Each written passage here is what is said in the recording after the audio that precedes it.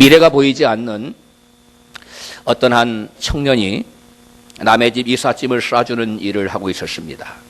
그런데 그 이삿짐을 싸주는데 보니까 거실에 아주 인상적인 그림이 걸려 있는 거예요.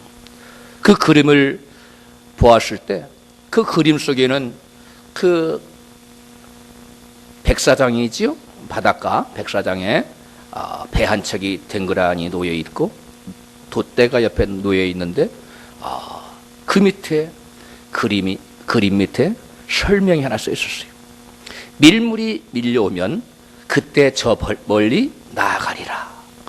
그 그림을 보고 젊은이는 그 거실에 있는 그 그림을 보는 순간 자기 인생의 미래를 보았어요. 자기 인생의 희망을 가지게 되었습니다.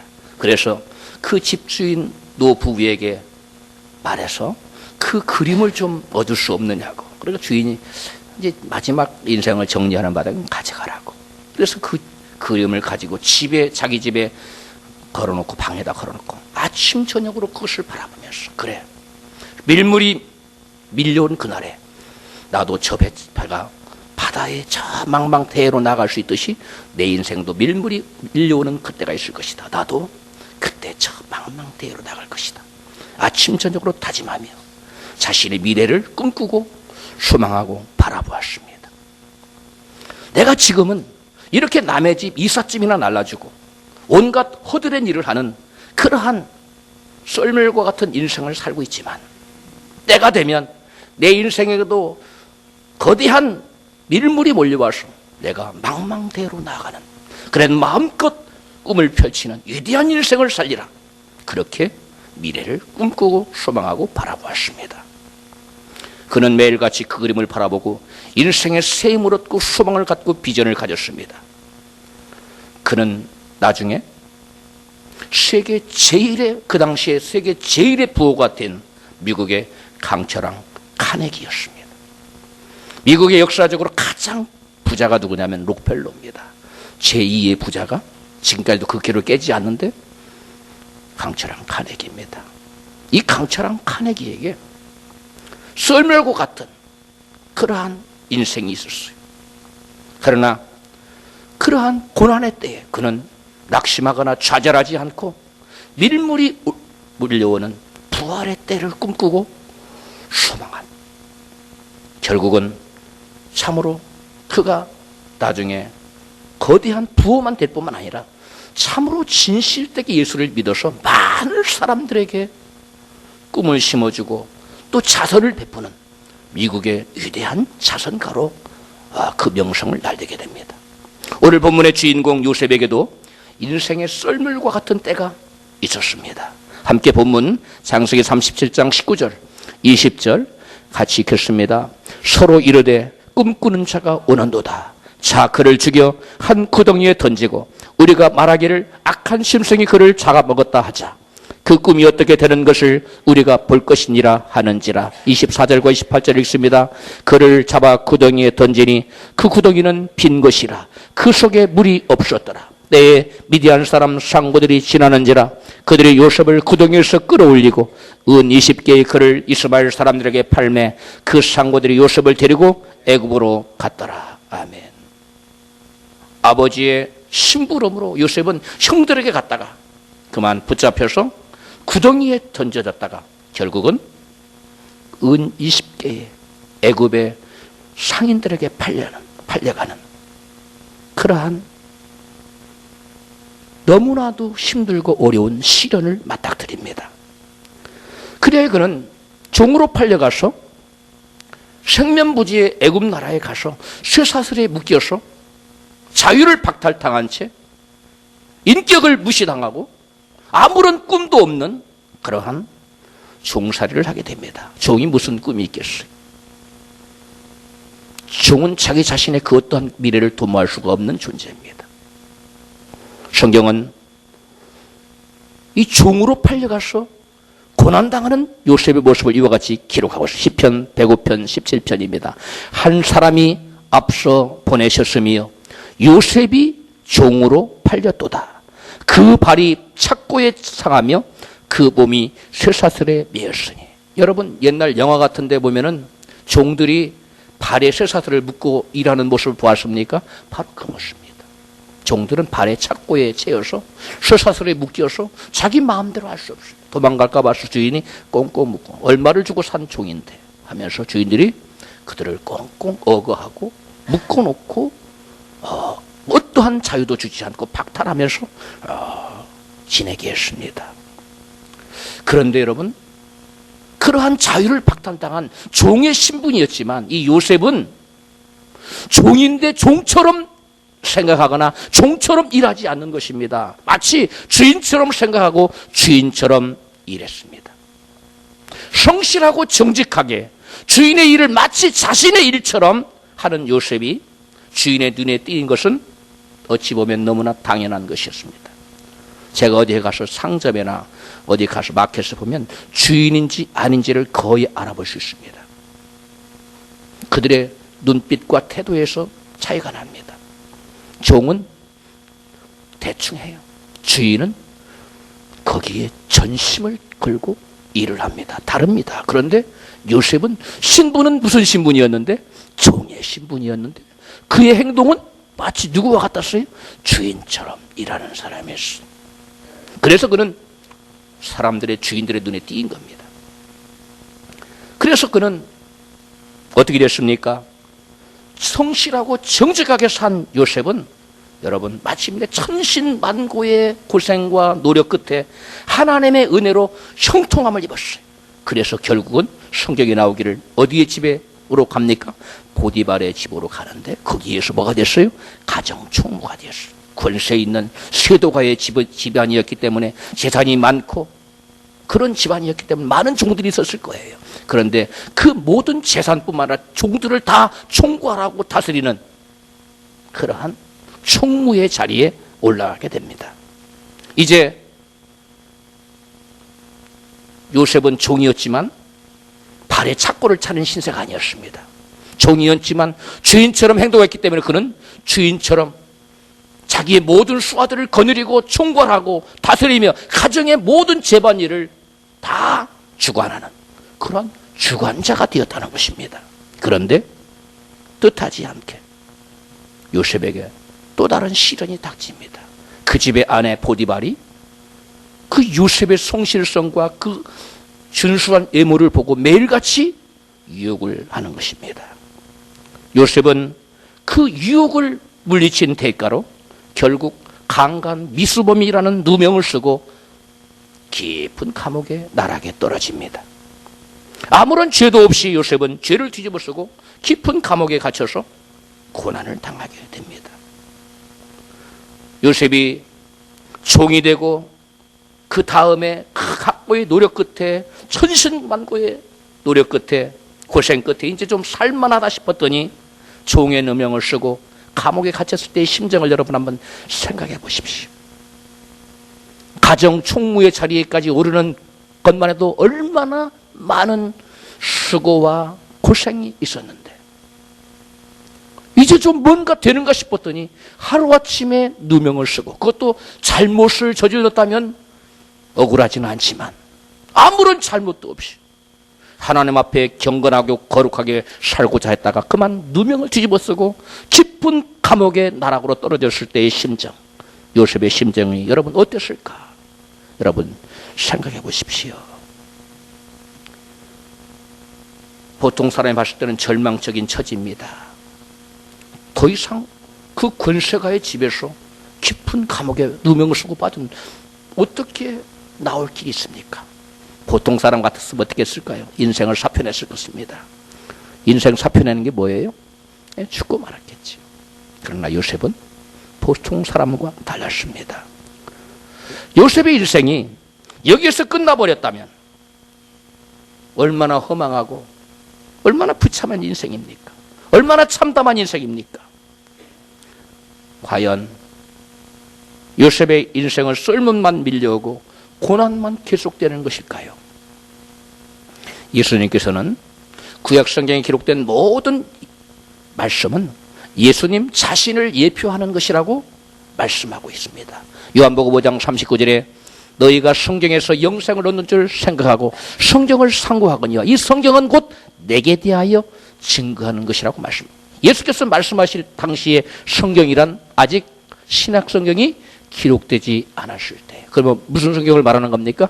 구약 성경을 말하는 겁니다. 즉 구약 성경에 구구절절히 기록된 모든 이야기들은 단순한 이야기가 아니라 누구에 관한 말씀이라는 거예요. 예수님을 증거하는, 장차 오실 예수님에 관한 이야기라는 것입니다. 그러므로 오늘 본문에 나타나는 요셉의 이야기는 곧 누구의 이야기라는 것입니까? 곧 장차 오실 만왕의 왕, 만주의 주, 모든 죄인의 구주가 되시는 예수님에 관한 얘기라는 것입니다. 우리가 성경을 얼핏 보면, 겉만 보면은 우리가 읽은 성경 보면은 요셉의 얘기에 지나지 않습니다. 그러나 속을 깊이 들여다보면 이 요셉의 얘기는 요셉의 얘기로 그치지 않고 누구의 얘기로 이어지는 것입니까? 장차 오실 예수 그리스도에 관한 예표라는 것입니다. 그림자라는 것입니다. 그러므로 우리는 구약 성경을 읽을 때 그 속에 계시되고 있는 그 말씀이 우리에게 말하고자 하는 그 뜻을 우리는 캐치해야 돼요. 캐내야 돼요. 구덩이에 던져져 있는 요셉을 애굽 상인들에게 팔고자 제안한 사람이 누구였어요? 요셉의 형제들 중에 요셉의 형들이 10명이나 됐습니다. 10명의 형들이 요셉을 팔았는데 그 중에 요셉을 팔자, 구덩이에 넣자고 말한 형은 누구였어요? 루벤, 장자. 근데 요셉을 이제 구덩이에 넣어 죽일 것이 아니라 팔자라고 제안한 사람은 어떤 형제였어요? 유다였습니다. 그 많은 형제 중에 하필이면 왜 유다라는 이름의 형이 요셉을 팔자고 제안했을까요? 그것은 요셉이 누구다? 요셉 얘기가 누구 얘기라고요? 예수님 얘기. 그러므로 요셉을 팔자고 얘기했던 그것은 장차 누구를 팔자고 하는? 예수님을 팔자고 제안했던 누구예요? 가롯 유다를 그 이름으로, 그의 행동으로 우리에게 예표해주고 있는 것입니다. 하나님께서는 이와 같이 이름까지도 그들의 행동을 통해서 장차 오실 예수님을 요셉의 생애 속에 감추어 놓고 우리에게 묘사해주고 있는 것입니다. 창세기 37장 26절에 유다가 자기 형제에게 이르되 우리가 우리 동생을 죽이고 그의 피를 은닉한들 무엇이 유익할까? 자, 그를 이스마엘에게 사람에게 팔고 우리 손을 그에게 대지 말자라고 말한 사람은 바로 유다였다는 것입니다. 원래 유다는 자기 동생을 죽일 마음이 있었어요? 없었어요? 없었어요. 그래서 죽이는 대신, 죽이기는 좀 그렇고 저는 믿기는 하지만 죽이기는 그렇고 뭐 하자? 팔아서 돈을 챙기자. 이게 유다였어. 예수님을 판 가롯 유다도 예수님을 팔 때에 예수님을 죽는 자리에 내어주려고 팔았던 것은 아니었던 것을 성경은 우리에게 증거하고 있습니다. 마태복음 27장 3절에 보면 때에 예수를 판 유다가 그의 정죄됨을 보고 스스로 뉘우쳐 그 은 30을 대제사장들과 장로들에게 도로 갖다 주며 가로되 내가 무지한 피를 팔고 죄를 범하였도다. 유다가 은을 성소에 던져넣고 물러가서 스스로 목매어 죽은지라. 자기 예상과는 달리 사건이 전개되어 버렸습니다. 자기는 단지 그냥 예수님을 감옥에 가두는 정도로 이렇게 될 줄 알고 예수님을 팔았는데 알고 봤더니 예수님은 사형에 해당한 자로 정죄받고 이제는 십자가에 죽임을 당해야 되는 그러한 무서운 형을 받는 것을 보고 이 유다가 마음의 가책을 했습니다. 무지한 자를 십자가에 죽이기까지 해서 되겠느냐. 그는 양심의 가책을 맡고 그 은산십을 가지고 제사장들에게 나아갑니다. 내가 무지한 자를 잘못 팔았다.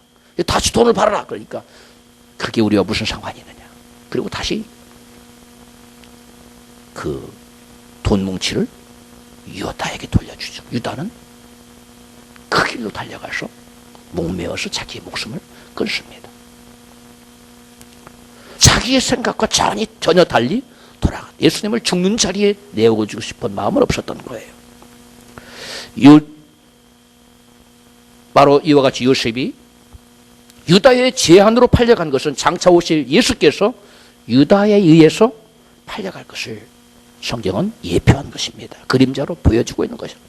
요셉이 죄 없이 깊은 감옥에 갇힌 것은 장차 오실 그리스도께서 죄 없이 깊은 지옥에 떨어질 것을 예표한 것입니다. 저와 여러분이 죄로 말미암아 영원히 감당해야 될 죄의 값은 사망, 곧 지옥의 형벌을 우리 주님께서 3일 동안 같이 당하셨어요. 이제 요셉이 감옥에서 끌려 나옵니다. 그래서 애굽의 총리 대신에 되는 영광을 차지하죠. 바로 우리 주 예수 그리스도께서 부활하여 만왕의 왕으로 등극하실 것에 대한 예표인 것입니다. 요셉이 총리 대신에 되어서 기근으로 죽을 수밖에 없는 많은 수많은 사람들을 구원하지요. 그것은 바로 말씀의 기근으로 하나님 말씀을 받지 못했기 때문에 그것으로 말미암아 죄로 말미암아 죽을 수밖에 없는 세상 사람들을 구원하는 만주의 주가 되시는 구세주 예수님을 예표한 것입니다. 결국 예수님은 여러분 하나님의 아들이요 유대인의 왕이라는 그렇게 말했다고 해서 그러한 제목으로 고소되어서 십자가에 죽임을 당하게 됩니다. 그리고 예수님은 물 없는 돌무덤에 장사 지내게 되었습니다. 만약 이것으로 예수님이 끝났다면 예수님은 낯쟁입니다. 아무것도 아닙니다. 아무것도 아닌 정도가 아니라 시대의 사기꾼이요 거짓말쟁이가 되고 마는 것입니다. 왜냐하면 마가에 의하면 예수님께서 살아생전에 제자들에게 적어도 3번 이상을 사흘 만에 예수께서 죽임을 당하고 사흘 만에 부활하실 것을 3번 얘기했어요. 적어도 마가복음에 보면 몇 번 얘기했다고요? 3번, 적어도 3번. 나타난 것만 3번이에요. 마가가 그것을 다 기록했는지 일부만 기록했는지 모르기 때문에 우리는 적어도 3번이라고 얘기하는 겁니다. 마가복음 8장 31절에 가이사라 빌립보에서 인자가 많은 이 가이사라 빌립보 지역에 사신 얘기예요. 인자가 많은 고난을 받고 장로들과 대제사장들과 서기관들에게 버림받아 죽임을 당하고 사흘 만에 살아나 할 것을 비로소 저희에게 가르치시되, 그 다음에 마가복음 9장 31절에 보면 이는 제자들을 가르치시며 또 인자가 사람들의 손에 넘겨 죽임을 당하고 죽은 지 3일 만에 살아나야 리라 하는 것을 말씀하시는 연고더라. 이건 갈릴리로 가운데로 지나갈 때 말씀하셨어요. 또 마가복음 10장 32절에 보면 예루살렘으로 올라가는 길에 예수께서 이에 다시 12 제자들을 데리시고 자기의 당할 일을 일러 가라실 때, 보라 우리가 예루살렘으로 올라가노니 인자가 대제사장들과 서기관들에게 넘기음에 저희가 죽이기로 결단하고 이방인들에게 넘겨주겠고 그들은 능욕하며 침뱉으며 채찍질하고 죽일 것이니 저는 3일 만에 살아나리라 하시니라.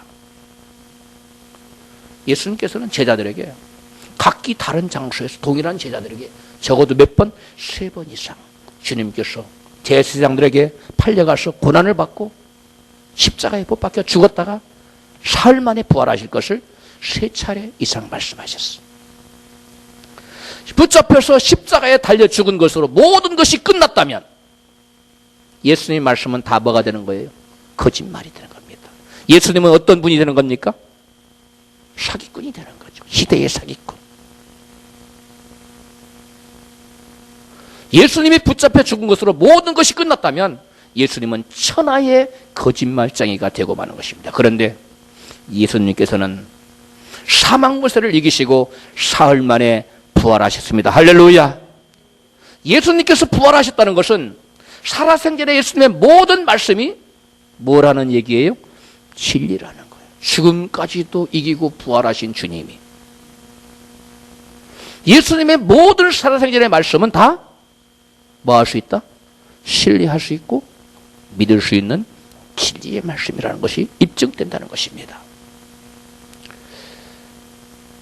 그래서 예수님의 제자들은 예수님의 부활의 증인이 되었던 것이에요. 예수님의 제자들이 계속 말씀 증거할 때 베드로, 요한, 바울 계속 그들의 그 복음 증거의 핵심에 무엇이 놓여 있었냐면 예수 부활하셨다.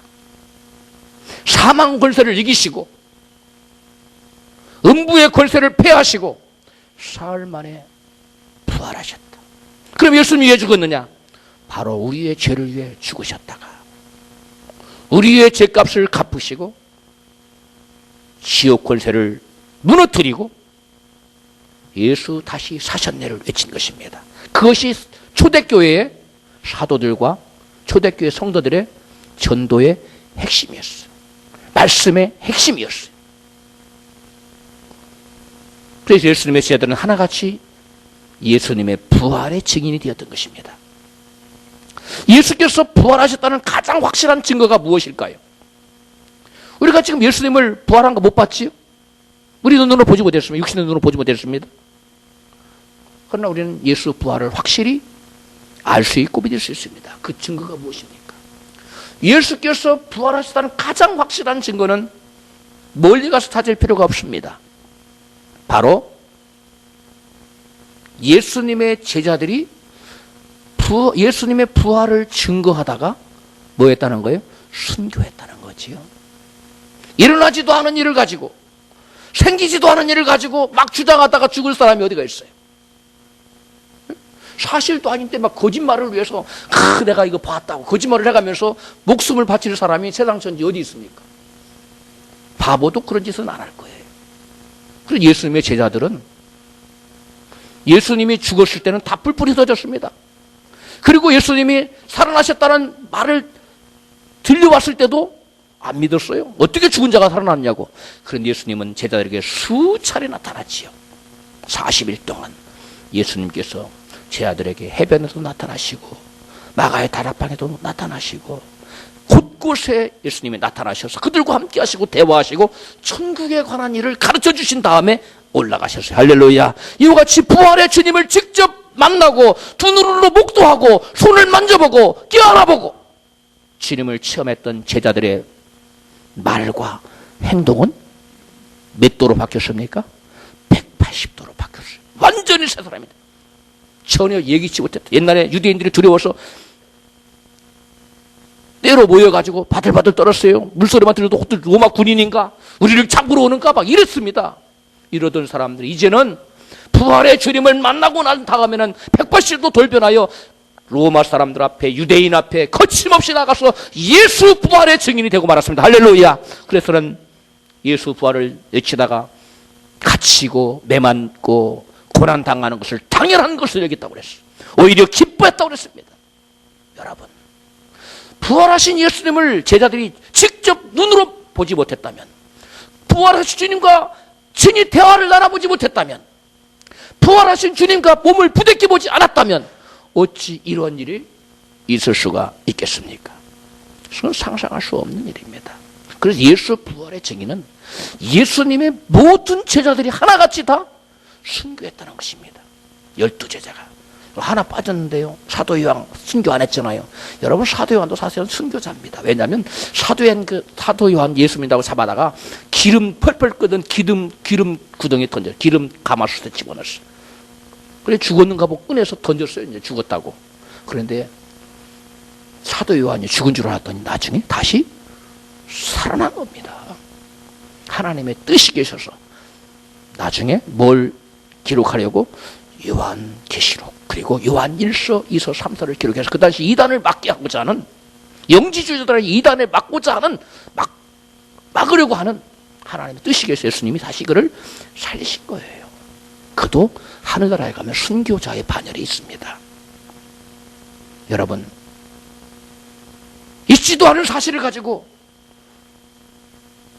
예수님 부활했다고 외칠 그런 정신 나간 사람이 어디 있습니까? 이것은 바로 예수님께서 확실히 죄를 이기고 사망 무쇠를 이기고 부활하셨다는 가장 확실한 증거인 것입니다. 이제 본문으로 돌아가서 하나님 앞에서 의롭게 살고자 했던 요셉의 인생은 더 캄캄하게 되었습니다. 썰물로 모든 것이 끝난 것 같은 요셉의 인생이 마치 죽은 것 같이 되었습니다.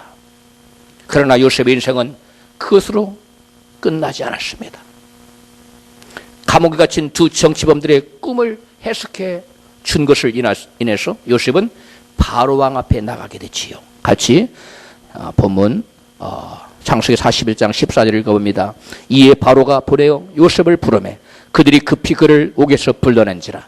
요셉이 곧 수염을 깎고 그 옷을 갈아입고 바로에게 들어오니 바로가 요셉에게 이르되 내가 한 꿈을 꾸었으니 그것을 해석하는 자가 없더니 들은즉 너는 꿈을 들으면 능히 푼다더라.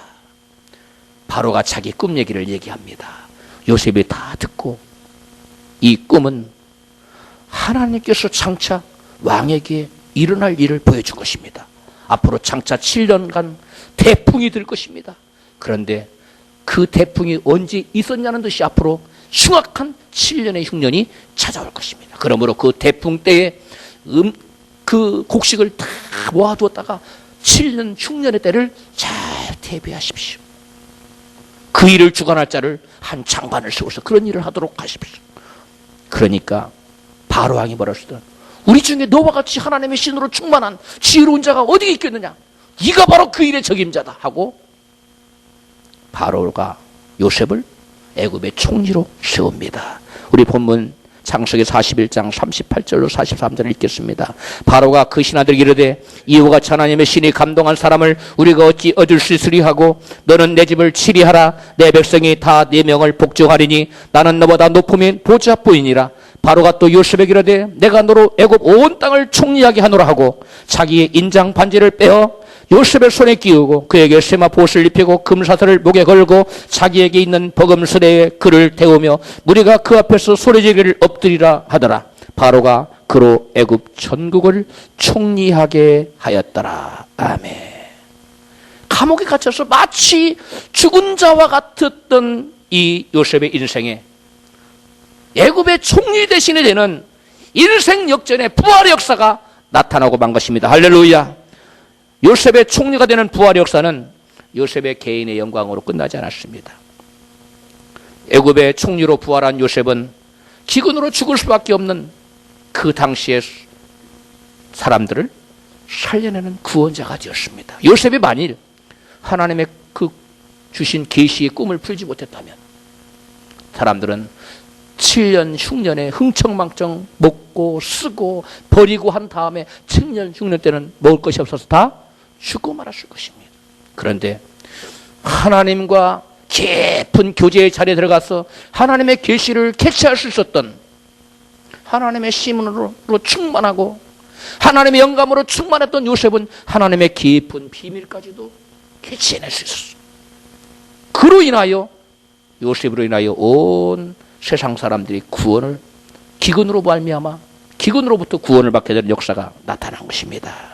여러분, 요셉은 어떻게 그렇게 하나님의 신으로 충만한 사람이 되었을까요? 시편 105편 17절에 아까 우리가 읽어봤는데 한 사람을 앞서 보내셨으며 요셉이 종으로 팔렸도다. 그 말이 착고에 상하며 그 몸이 쇠사슬에 매였으니 그 말이 착고에 상하며 그 몸이 쇠사슬에 매였으니 곧 여호와의 말씀이 응할 때까지라. 그 말씀이 저를 단련하였도다. 요셉이 당한 고난은 요셉을 연단하여 하나님의 신으로 충만한 사람이 되도록 만들었습니다. 사람은 그 누구나 고난받고 고통받고 고독에 처하는 것을 좋아할 사람은 아무도 없는 것입니다. 그러나 그러한 고난과 고통과 고독에 처해지는 그러한 것들이 결국 우리로 하여금 성숙한 인격의 사람, 하나님과 가까워지는 신령한 사람, 성령 충만한 사람, 하나님의 신으로 충만한 사람으로 바꾸어준다는 것입니다. 로마서 5장 3절은 말씀합니다. 우리가 환난 중에도 즐거워하나니 이는 환난은 인내를, 인내는 연단을, 연단은 소망을 이루는 줄 알미로다. 우리가 환난 당하고 고난 당할 때 우리가 그 환난을 이겨내고 고난을 이겨내는 동안 우리는 인내하게 됩니다. 그 인내를 통해서 우리의 마음이 연단되고 우리의 연단은 우리의 인격을 품격을 그리스도의 인격으로 높여주고 결국 우리로 하여금 소망을 이루게 하는 그러한 자리로 우리를 이끈다는 것입니다. 그래서 하나님께서 귀히 쓰신 인물치고 위대한 인물치고 고난의 풀무불에 던져져서 연단을 받지 않은 사람이 아무도 없는 것입니다. 사람들이 하나님께 쓰시고자 하는 사람을 고난의 풀물에 던져넣을 때, 광야에 던져넣었을 때, 극심한 고난의 구덩이에 던져넣었을 때 그들은 마치 죽은 자와 같이 보였습니다. 그러나 그들이 고난의 풀무불에서 연단을 받고 신앙이 성장한 후에는 아름다운 그리스도 인격으로 변화된 다음에는 마치 죽은 자 같은 그들에게 놀라운 부활의 역사가 나타났다는 것입니다. 요셉은 종살이와 감옥의 연단을 13년 동안 받은 후에 마치 죽은 자 같던 그에게 부활의 역사가 어떻게 되는 부활의 역사가 나타났어요? 애굽의 총리가 되는 부활의 역사가 나타났습니다. 요셉뿐만 아닙니다. 모세를 보십시오. 모세도 마치 그 인생의 죽음 같은 썰물의 때가 있었습니다. 모세는 시편 90편 10절에 우리의 열수가 70이요 강건하면 80이라도 그 열수의 자랑은 수고와 슬픔뿐이라고 말씀하고 있습니다. 모세 당시 인간의 수명은 몇 세라는 것입니까? 보통은 70, 강건하면 80이에요. 그런데 모세의 나이 80이 되었을 때, 즉 인생 이제는 마지막을 정리해야 될 그때에 하나님께서는 모세에게 찾아오셨습니다. 죽음을 앞둔 나이에 이제 인생을 모두 정리해야 할 그때에 하나님께서 모세를 부르셔서 모세로 하여금 부활의 인생을 살게 하셨어요. 광야의 40년의 연단이 끝나고 나니까 하나님께서 그에게 새로운 사명을 주셨어요. 그에게 능력의 지팡이를 쥐어주면서 가서 내 동족 이스라엘을 구원해내라. 그런 사명을 주신 것입니다. 여러분 80인생 다 끝났는데 하나님께서 모세에게 사명을 주시면서 덤으로 40의 인생을 더하여 주셨어요. 그래서 모세는 80부터 시작해서 새로운 인생, 제2의 인생을 사는데 40년간의 이스라엘의 구원자로, 이스라엘의 지도자요 영도자로서의 부활의 인생을 삽니다. 저와 여러분도 이와 같은 부활의 역사가 있기를 주의 이름으로 축복합니다. 그 어떤 사람에게고 마치 죽은 자와 같은 썰물의 인생만 계속되어지지는 않습니다. 요셉을 보아도 그렇고 모세를 보아도 그렇고 여러분 성경의 위대한 모든 인물들을 보면 썰물과 같은 정말 광야의 쓰디쓴 시련과 역경과 고난의 때가 있는가 하면 그 때를 통과하고 나면 하나님께서 그들에게 부활의 때를, 밀물의 때를 허락하신다는 것입니다. 그러므로 저와 여러분이 썰물과 같은 어려운 시기에 처해 있다 할지라도 답답하고 참으로 난감하고 앞길이 보이지 않고 정말 사방팔방을 둘러보아도 어떠한 길도 보이지 않고 낙심하고 절망하고 인생을 사표하고 싶을 그때에 하나님께서는 우리를 위하여 밀물의 때를 예배되었다는 사실을 여러분 믿고 소망을 가지시기를 주 이름으로 축복합니다. 다윗에게도 마치 인생의 죽음 같은 썰물의 때가 있었다고 성경 기록하고 있습니다. 그는 왕이 되기 전에 17년간을 광야에서 살아남기 위해서 이리저리 떠돌아다녔어. 다윗은 이제는 내가 영락없이 죽었구나. 꼼짝없이 죽었구나. 내가 완전히 도가니든 죽구나. 그러면서 자기의 죽음을 이와 같이 두려워하며 말하고 있습니다. 나와 사망의 사이는 한 걸음뿐이니라. 근데 좀 있으면 죽는다는 그와 같은 절박한 인생을 다윗은 광야에서 떠돌아다니면서 살았던 것입니다. 다윗이 광야를 헤매며 고난의 삶을 사는 동안 그는 철저히 하나님만을 믿고 하나님만을 의지하고 사는 인생으로 바뀌었어요. 여러분 곧 조금 있으면 죽을 죽음과 자기 사 한 그릇밖에 없는 그런 사이에서 다윗이 누구를 의지하겠어요? 무엇을 바라보겠어요? 다윗이 오로지 바라보고 의지할 이는 오직 살아계신 하나님, 그분밖에 없었어요. 그래서 다윗은 눈을 떠도 하나님, 눈을 감아도 하나님, 잠자리에 누워도 하나님, 오 하나님 살려주세요, 하나님 도와주세요. 어디로 가야 됩니까? 어디로 피해야 됩니까? 이것이 다윗의 생애였어요. 그러면서 그 고난의 시절을 지내는 동안 다윗은 하나님과 아주 가까운, 아주 밀접한, 성경을 보면 다윗처럼 어디로 가야 될까요? 올라가야 될까요? 내려가야 될까요? 올라가라고 말하면 그럼 어느 쪽으로 올라가야 될까요? 이렇게 자세하게 아주 깊이 하나님과 대화를 나누는 사람은 없습니다. 아주 구체적으로 다윗은 자기의 생애를 물었어요. 사무엘하 2장 1절에 보면 그 후에 다윗이 여호와께 물어 가로되 내가 유다 한 성으로 올라가리이까? 여호와께서 가라실 때 올라가라. 다윗이 가로되 어디로 올라가리이까? 가라실 때 헤브론으로 갈지니라. 무슨 말씀이에요? 다윗은 크고 작은 모든 일에 하나님 무엇을 물었다고요? 뜻을 물었습니다. 그리고 하나님이 뜻을 가르쳐주면 에이 하나님 그건 아닌데요, 그렇게 말한 적이 없어요. 다윗은 그대로 항상 순종했다는 것입니다. 많은 사람들이 하나님께 열심히 기도합니다. 하나님 말씀하시면 하나님 그건 제 생각과 다른데요, 그리고 하나님 말씀에 순종하지 않아요. 그러면 그 모든 기도가 헛되고 맙니다. 그러나 다윗은 끊임없이 주님의 뜻을 물었을 뿐만 아니라 주님 말씀하실 때 그것이 자기의 생각과 맞지 않아도 자기에게 불리하고 자기에게 손해가 된다 할지라도 다윗은 그 뜻에 순종했다는 것입니다.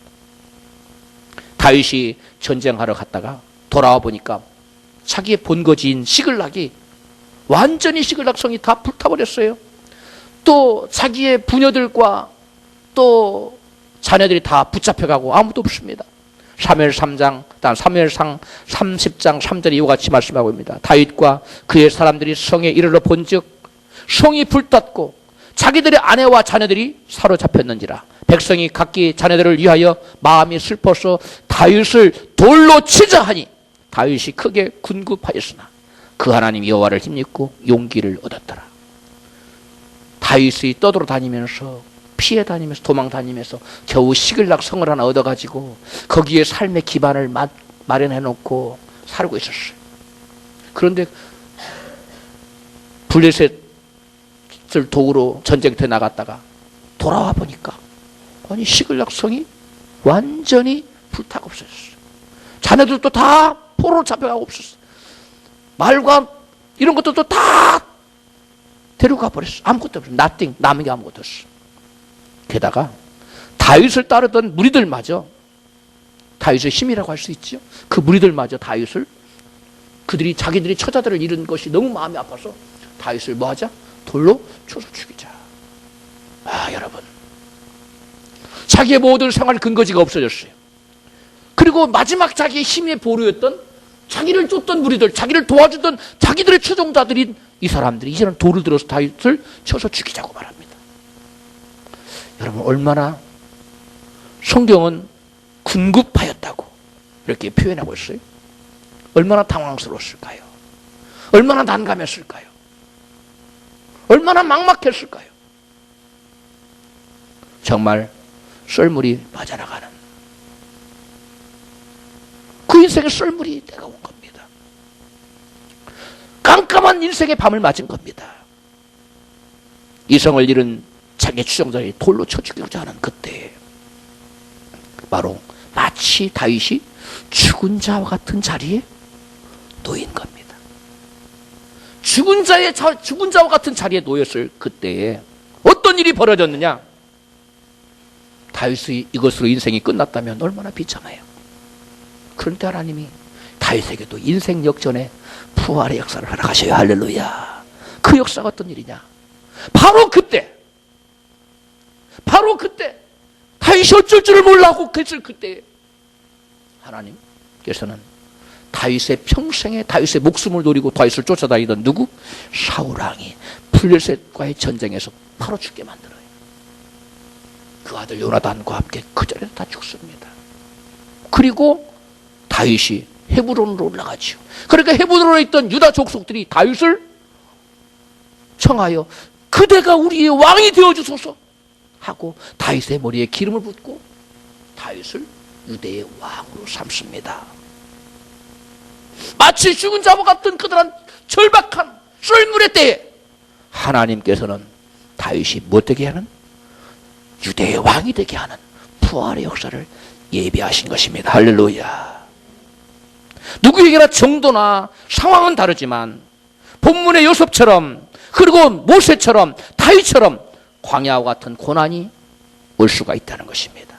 인생을 살다 보면 예기치 않은 인생의 썰물과 같은 마치 죽은 자와 같은 그러한 고난의 깊은 인생의 밤을 만날 때도 있다는 것입니다. 마치 죽은 자처럼 보일 때, 그때 우리가 사망의 음침한 골짜기에 떨어져서 야 이제는 영락없이 죽었구나 하는 그러한 절박한 상황에서도 우리는 두려워할 이유가 없는 줄로 믿습니다. 왜 그렇습니까? 우리를 위해 죽으셨다가 다시 부활하신 부활의 주님께서 우리와 함께 하시기 때문인 줄로 믿습니다. 부활의 주님이 나 함께 하심으로 나에게도 밀물이 밀려오는 부활의 역사가 나타날 날이 온다는 것입니다. 그때는 아무도 모릅니다. 그러나 인생의 밤이 깊어졌을 때, 내 힘으로는 도저히 아무것도 할 수 없을 때, 하나님, 제 힘으로 할 수 있는 것이 아무것도 없습니다. 오직 주님만을 바라봅니다 하고 두 손 들고 주님의 얼굴을 구할 때, 하나님은 요셉에게 나타났던 하나님, 모세에게 나타났던 그 하나님, 그리고 다윗에게 나타났던 그 하나님이 그들에게 부활의 역사를 허락하는 것처럼 저와 여러분에게도 놀라운 부활의 역사를 허락하실 줄로 믿습니다. 요셉에게만, 모세에게만, 다윗에게만 죽음 같은 자리에서 부활의 역사가 나타난 것이 아닙니다. 이들의 부활의 역사는 장차 오실 예수 그리스도의 부활을 1차적으로 예표하고 있습니다. 그러나 그것으로 끝나지 않습니다. 모세의 부활, 요셉의 부활, 다윗의 부활은 오늘날 저와 여러분 예수 믿는 하나님의 자녀들에게 나타날 부활의 그림자인 것입니다. 할렐루야. 그러므로 우리의 삶 가운데 예수 그리스도의 부활을 매일같이 체험하며 부활을 노래하며 부활의 승리를 누리며 사는 저와 여러분 되시기를 주의 이름으로 축복합니다.